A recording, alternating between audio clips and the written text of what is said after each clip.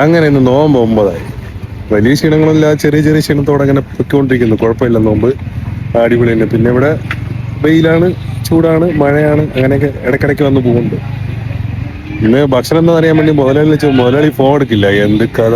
ഇവിടെ വന്നിട്ട് ഇങ്ങനെ കാത്തിക്കണേ, ഇനി എന്തെങ്കിലും വാങ്ങണോ വേണ്ടയോ, സ്പെഷ്യൽ ഉണ്ടോ ഒന്നും അറിഞ്ഞൂടാ. എടുത്തില്ല, അതുകൊണ്ട് ഇങ്ങനെ കുറച്ച് സാധനങ്ങൾ വാങ്ങിയിട്ടുണ്ട്.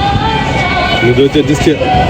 ഇന്ന് മലേഷ്യ നോമ്പ് തുറന്നല്ലേ. ഓക്കേ, വേണ്ട ഇതൊക്കെ കണ്ടോളി. അത് നോക്കില്ല, കുറച്ച് ഐറ്റംസ് വാങ്ങി, കുറച്ചേ ഉള്ളൂ. ചിലപ്പോൾ മുതലാളി സ്പെഷ്യൽ ഉണ്ടാക്കണമെങ്കിൽ പിന്നെ ഞാൻ ഒറ്റയ്ക്കിരുന്ന് കഴിക്കേണ്ടി വരും അതൊക്കെ. അതുകൊണ്ട് കുറച്ചേ വാങ്ങിയുള്ളൂ. എന്നാലും അവിടെ പോയിട്ട് ബാക്കി കാണാം മുതലാളിയുടെ വിശേഷം എന്താണ്. മുതലാളി വന്നു ഉത്തരവാദിത്വമൊന്നുമില്ല കേട്ടാ.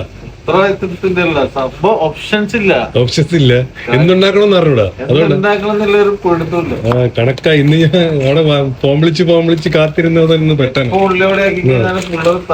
റൈറ്റ് ഇതാ ഒരു കവർ ഇറച്ച് വെച്ചിട്ടുണ്ട്. ഇന്ന് മലേഷ്യന്റെ മാത്രമുള്ളത്. പറഞ്ഞോ, നോമ്പ് തുറക്കാനോ ഒന്നും കിട്ടില്ല. നോമ്പ് തുറക്കാൻ ഇന്ന് ലൈറ്റ് ആയിട്ട് ആക്കിയത്, ഒന്നും ആക്കിയിട്ടില്ലതാ. പക്ഷെ അതിന്റെ പകരമായിട്ട് നല്ലൊരു മട്ടൻ ബിരിയാണി ആക്കിയിട്ടുണ്ട്. നല്ല മട്ടൻ ബിരിയാണി, ഒരു രക്ഷയില്ല. തുറക്കട്ടെ? തുറന്നു ദമ്മിട്ട് വെച്ചിട്ടാണ് കേട്ടോ. ചോറ് അപ്പുറമുണ്ട്. പുഷ്ക ബോംബെ. നമുക്ക് തികയുനി ഇതൊക്കെ, അത് നമ്മൾ തിന്നുള്ളൂ. ഇത് ചോറല്ലേ?